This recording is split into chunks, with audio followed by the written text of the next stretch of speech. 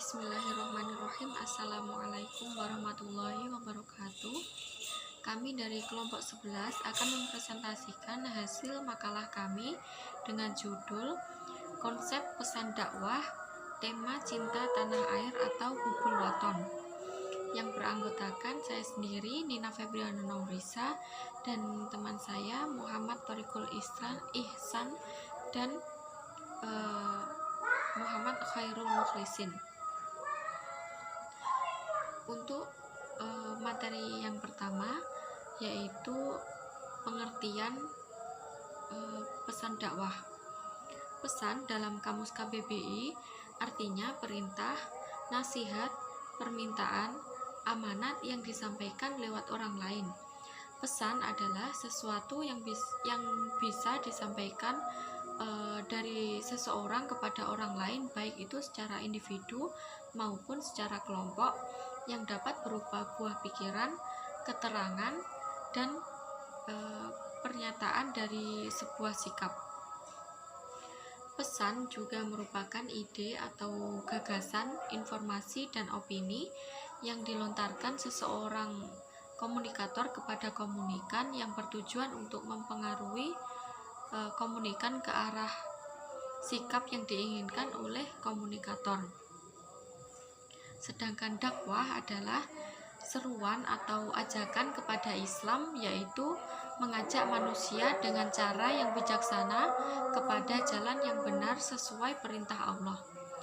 Pesan dakwah adalah isi pesan komunikasi secara efektif terhadap penerima dakwah. Pada dasarnya, materi dakwah Islam bergantung pada tujuan dakwah yang dicapai sudah menjadi doktrin dan komitmen, bahkan setiap muslim wajib untuk berdakwah. Tujuan dakwah secara umum adalah untuk menyelamatkan manusia dari lembah kegelapan dan membawa ke tempat yang terang benderang. Untuk materi selanjutnya yaitu mengenai pengertian cinta tanah air yang akan disampaikan oleh rekan saya. Saya Muhammad Thoriqul Ihsan melanjutkan materi yang sudah dibawakan oleh Mbak Nina tadi. Di sini saya akan membahas tentang pengertian cinta tanah air. Nah, di sini di makalah sudah dijelaskan ada beberapa istilah yang berarti tanah air, diantaranya dalam bahasa Arab bisa disebut al-watan, al-balad, dan dar. Di sini al-watan memiliki arti tempat tinggal di mana seseorang itu tumbuh dan di mana dia dilahirkan.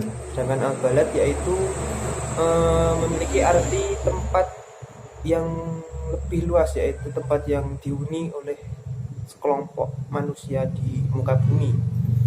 Dan yang ketiga yaitu dar. Ini berarti tempat berkumpulnya bangunan, halaman, dan tempat tinggal. Dari ketiga hal yang sudah disebutkan di makalah itu memiliki kesamaan makna. Lalu hubul waton ini terdiri dari dua kata ya. Hubul bisa diartikan dengan perasaan cinta, dan waton ini berarti negeri, cinta negeri ataupun cinta tanah air, sama saja. Cinta tanah air yang ada di Indonesia merupakan perwujudan perasaan cinta seorang kepada bangsanya sendiri dengan mengikuti aturan yang telah ditetapkan oleh aparat sipil pemerintah, menjaga dan melestarikan alam beserta kebudayaannya.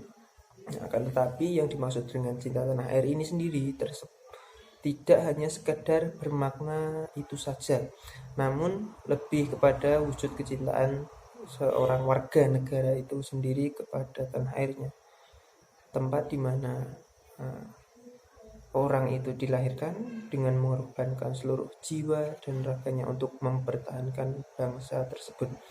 Selanjutnya materi akan disampaikan oleh Mas Khairul Mukhlisin. Monggo. Assalamualaikum warahmatullahi wabarakatuh.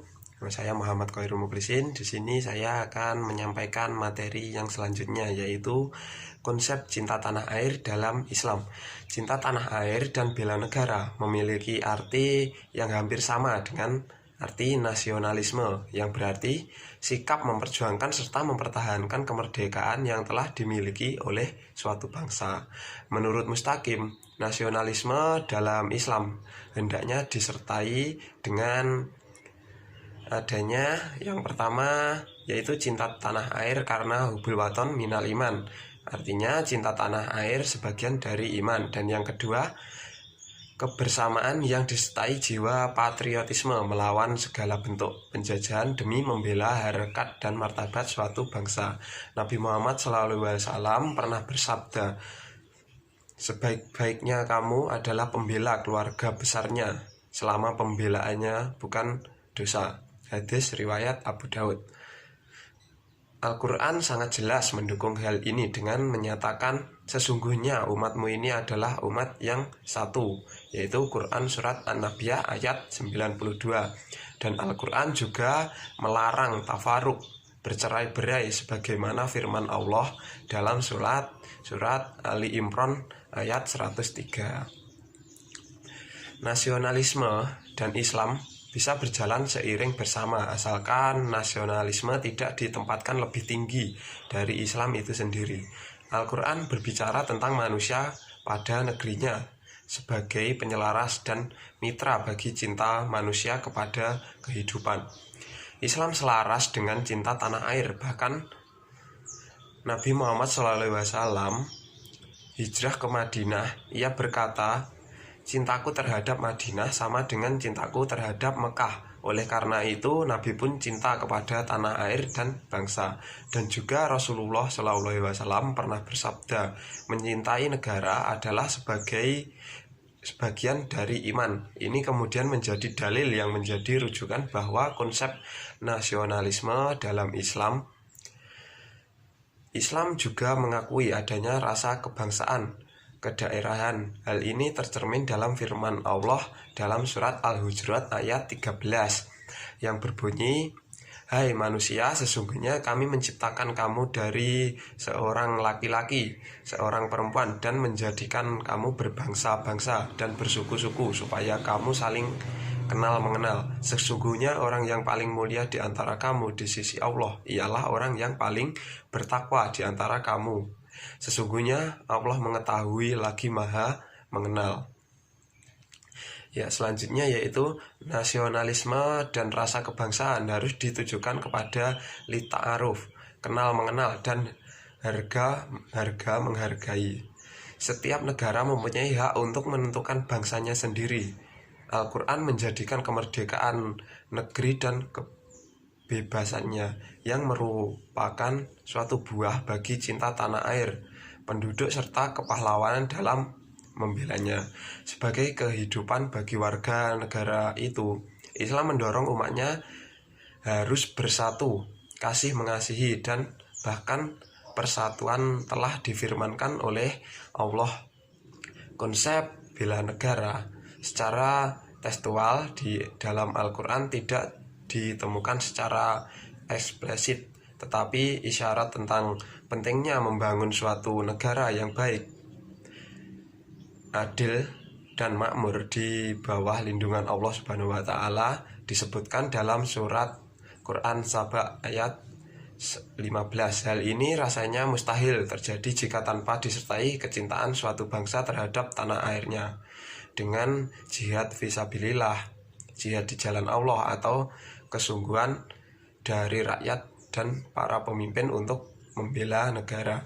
Jihad membela atau mempertahankan negara menurut Mustaqim diwujudkan dalam menjaga prinsip-prinsip atau nilai-nilai, antara lain ijtihad, persatuan, al-syura, musyawarah, al-adalah, keadilan, al-huriyah, mas'uliyah, kebebasan disertai tanggung jawab, kepastian hukum, jaminah hak asasi manusia, dan sebagainya.